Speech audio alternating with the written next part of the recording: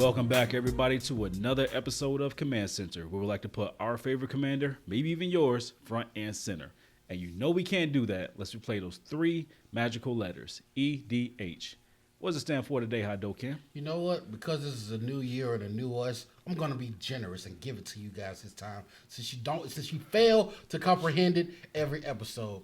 It stands for Ensue Daily Humbling. You know what? A lot of great cards and sets have come out recently. Mm-hmm. And a lot of y'all up there on your highfalutin, horses up there talking about your creatures, your enchantments, and your artifacts.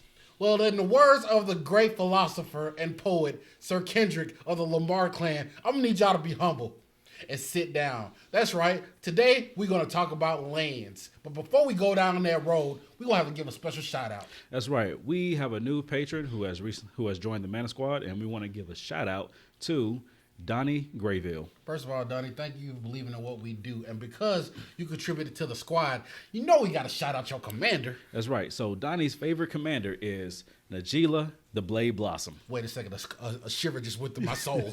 This card sounds familiar. I think I might have fought it again one life or another. Yeah. What does Najeela do? So it's 2 in red. Okay. It's a warrior. Uh-huh.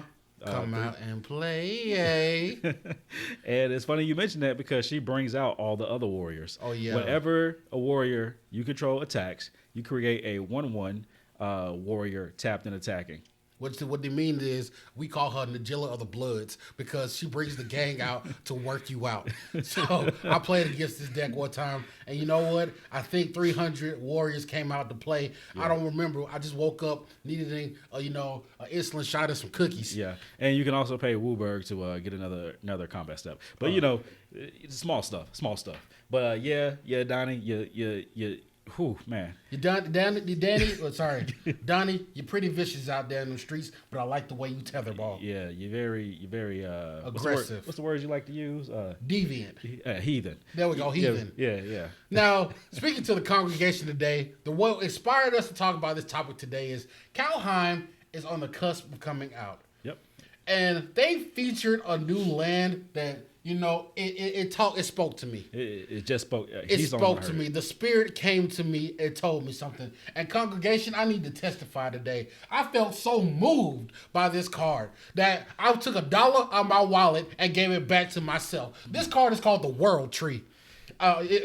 The World Tree. That's right. The only World Tree, even though they legendary. It should be a legendary. Yeah, but we ain't gonna talk about that. It's not that important. Mm-hmm, yeah, wizards don't make mistakes. But anyway, the World Tree. You want me to tell them what the World Tree does? Sure. See, the World Tree. First of all, if you have 6 or more lands or 6 or more creatures, I forget exactly. Lands. But lands. Yeah, your creatures can tap for mana. Oh, your lands can tap for any color. You know what? It was so much text on this, I just gave up halfway. But the text, I know, because when I saw this part too.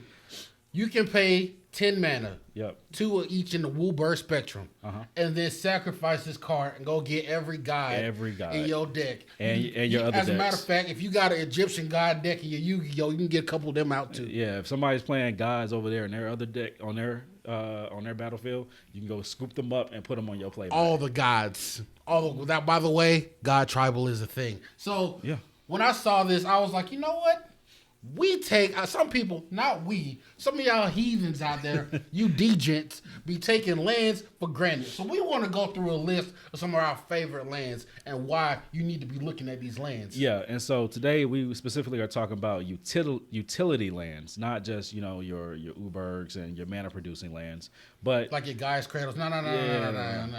Now we ain't talking about those, and we also aren't talking about your 2-sided or your flip cards too. So you search for a Kanta and it's a Kanta Sunken Ruin. Yeah, that card is busted, but you know what? We ain't gonna feature because we already know. Yeah, and you got your double face modal cards that came out recently. Yeah, we're not really gonna mention those because it could be whatever on the other side and the land. Okay. But we're gonna talk about some oldies, maybe a couple of newies. I don't know how many have been printed new or whatever. We'll see what's on the list, and we're just gonna let you know some of these utility lands that could be saving you in a lot of commander games you're playing. I'm telling you, man, you sleeping. Yeah, so go ahead and give it to us. Give us your first one. First of all, I'm gonna give it to you raw, starting off the top. First of all, this card is amazing, and it needs to be in any big creature stompy deck or death touch deck. That's right. I'm talking about the card called Arena. No, not the software where you play Magic Online. Nah, this predates that. I'm talking about Moses and flip flops. We talking about the Arena card. But the fact that you can tap 3 and tap this card, you will target creature you control fights a target creature another opponent controls. Bring it. Yeah, it's fight before fight. We brawling right now. Smash Brothers. I choose Mario. You lose the game. Yeah, that's mostly true. I'm gonna go on to my second one. I think that this should definitely be a commander staple, especially for any commander that has a high CMC. Probably anything 5 and over. But Command Beacon, you sacrifice it and put your commander from your command zone into your hand. You know what? I gotta do something. I gotta actually compliment Ced on this pick right here because you know why? I missed my first go around of getting this card and it spiked up to $30. Let's say I'm very thankful for the reprint because I was ready to sell a little blood and maybe a little bit of pee to get this card before the reprint. Got to keep your hemoglobin. Got to get the hemoglobin all juice and cookies for everybody. Yeah, so Command Beacon is definitely useful, especially for those commanders that. You got your weird odd commanders. It was like, you could, if you play this from your hand, something special will happen. You need Command Beacon for that. But yeah, it saves you in a pinch when people start killing your commander over and over again. Yeah, you don't have to worry about them taxes, baby. That's right. Go ahead and give your second pick. Okay, coming to the stage. Moving to the front, past the choir, to the front of the congregation. I'd like to give a shout out to Tower of the Magistrate. Now, some of y'all looking at me backwards. It was like, I've never heard of this card. Mm-hmm. One thing I love about this card is that it gives target creature protection from artifacts. You see, I played against a lot of decks out there. I played against Voltron decks. Mm-hmm. I played against equipment decks. Mm-hmm. It's always some fool out there trying to pile on an artifact on top of their creature. But I like to get real frizzy with it and be like, no, your creature has protection from all that stuff. You want to put your Swiftfoot boots on your creature? I say no. Gotcha. You want to put your lightning greaves on your creature? I say no. Got you again. You got a godsend in your deck? I say shut your mouth. You better send it back to your hand. You better send it back to the bottom of your deck. You good? Yeah, I'm good. All right, cool. All right, so speaking of hexproof, like Swiftfoot boots and Shroud and all of that, I think that more people should be playing Arcane Lighthouse. Look, testify. Some of them looking at the camera funny right now. They don't even know what that card do. All right, so Arcane Lighthouse says that you try to get you try to shield yourself in that hexproof and whatnot. Nah, not this turn. Nah, I can now target you and your stuff. Get the hexproof out of here. I see you, also known as who's that peeking through my window? Clock, clock, pow. Nobody now. You tell them. All right. The whole purpose of these lands is to basically help you do what we always tell you to do. Protect your neck. Wu-Tang. So let's go to the next set of cards. You got the next pick. The next pick. This card is so underestimated sometimes. Like I wonder why it's not a staple. It's called Rogue's Passage. Rogue's Passage or is awesome. Or as I like to call it, the family barbecue. Get in where you fit in. This card says you pay 4 and tap it. Your card is unblockable. Let me remind you. Target creature. Target creature. Oh, I don't even gotta control it. So they swinging. Your opponent is swinging at somebody else. I'm gonna block it with a fog bank. No, you ain't. No, you ain't. Well, shut up and take it. That's why I like this card. Yeah, it's got a lot of utility with it. So use it for yourself. Use it on your opponent's creatures. It's like Batman, always prepared with your utility belt. That's right. So let's go on to my next pick. There are some moments where you just have too many cards in your hand, and it's not even by design. Like I didn't even build my deck to draw this many cards, but your opponent may have bounced creatures back to your hand with an Aether Snap. Yeah, or evacuation. Sit creatures from the graveyard back to your hand, and you're just like, man, I got to discard at the end of the turn. Playing that punk Cyclonic Rift. Yep. If you play Reliquary Tower, you don't have to do any of that. Yeah. What's the size of your hand with Reliquary Tower? Infinite. That's what I'm talking about. No But maximum hand actually, size. it's infinite minus one, which makes it more infinite. Okay, That's right. Can I testify to the crowd one time? go for it. Okay, I like to play some cards like out there called Ristic Study. I know I'm a heathen. You guys know this by now. Get used to it. And sometimes I don't want to draw the card because my hand side is too big. So they sit up there trying my gangster. I'm not gonna pay the one. Oh really? But I can't draw the card because my hand is too piled up. Never again with Reliquary Tower. Anyway. Yeah. You got another card to talk about? Now, this is just not a card per se. This is an actor. This is fine art at its finest. It's called the thespian stage. It is the highest grade of performer. All right, so this is the John Lithgow of Magic cards. You know about it. Okay. So this card says, I pay 2 and tap it. I become John Malkovich. That's right. I become anybody I want to be. I can become that guy's credit of yours. I can be that. What's the one where you have all the swamps? Urborg Tomb of Yawgmoth. You know what it is. I can be a Vesuv if I want to. I can be anything I want to be. And guess what? I can just keep doing it. I can do it again and another one. And based on DJ Khaled, well, guess what we get to do? Get, another one? Another one. Okay. Do it again. Another one. Sure. I got another one. Speaking of other ones. Vault of the Archangel. Now, when I first came across this card, when I first started playing Magic, I was like, why are more people not playing this card? I specifically just decided to play decks with black and white in it just so I can get it in there. But Vault of the Archangel, you pay 2 in black and a white. So That's right. So War's War's off. off. Your creatures get Death Touch and Lifelink until the end of turn. They can also do your taxes and clean your kitchen sink. That's right. They write great referrals.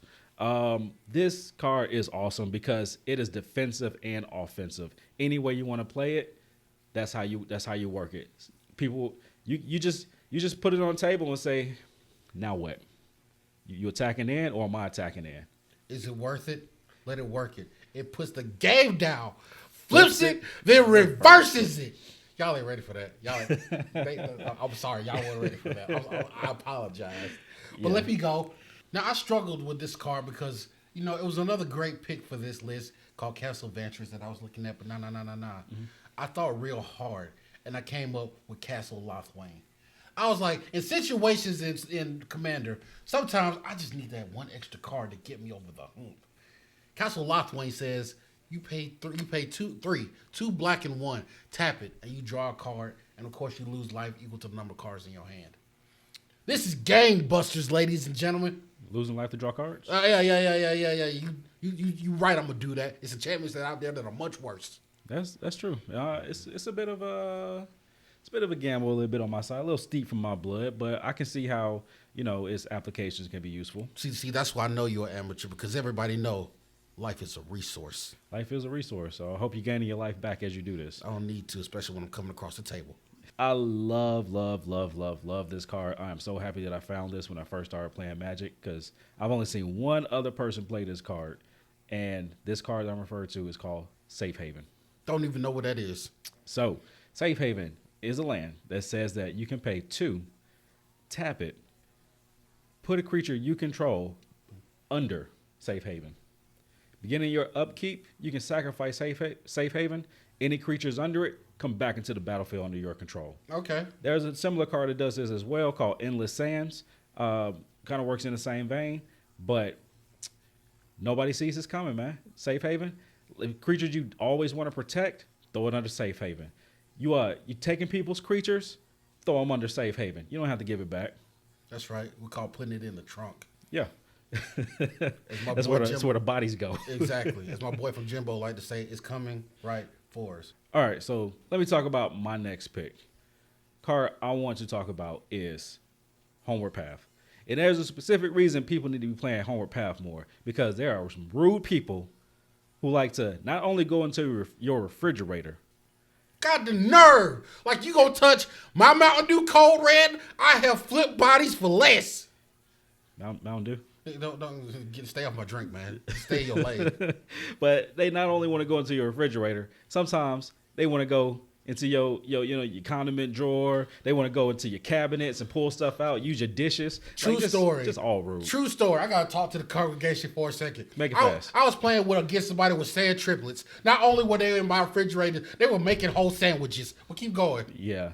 Just like an uninvited house guest just kicking their feet up on your table. So Homeward Path eliminates all of that.